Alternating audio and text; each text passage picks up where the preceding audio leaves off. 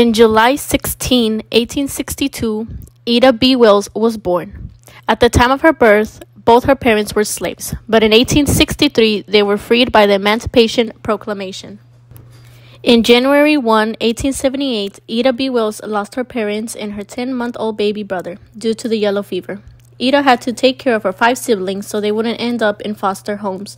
She worked in an all-black elementary school.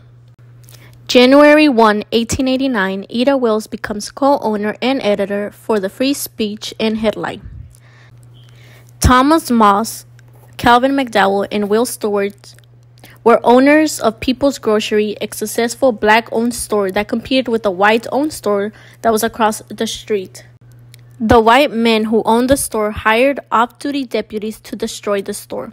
Moss, McDowell, and Stewart resisted, and a gun battle broke out.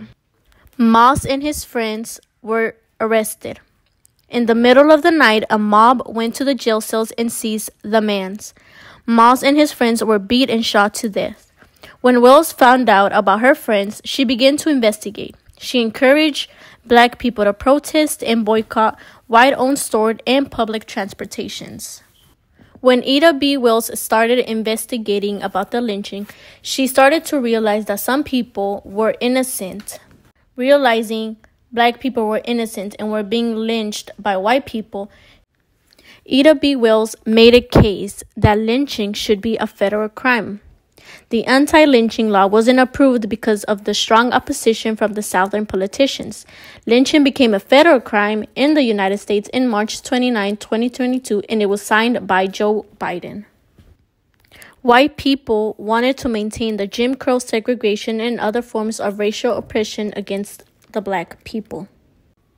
Although Ida B. Wells brought attention through her books on how the white people were treating black people in the South, in today's day, we had a similar case. An African American was involved in a sad incident. George Floyd had been stopped by the police, and although he cooperated, police managed to kill him. One of the police who stopped put George to the ground, and the white officer decided to put his knee against his neck, making it impossible for Mr. Floyd to breathe. Mr. Floyd told the officers he couldn't breathe, but the officers ignored him, causing him sadly to die. What had happened to Mr. Floyd was something very sad, and it was an injustice. Hopefully things can actually change for the good of our country.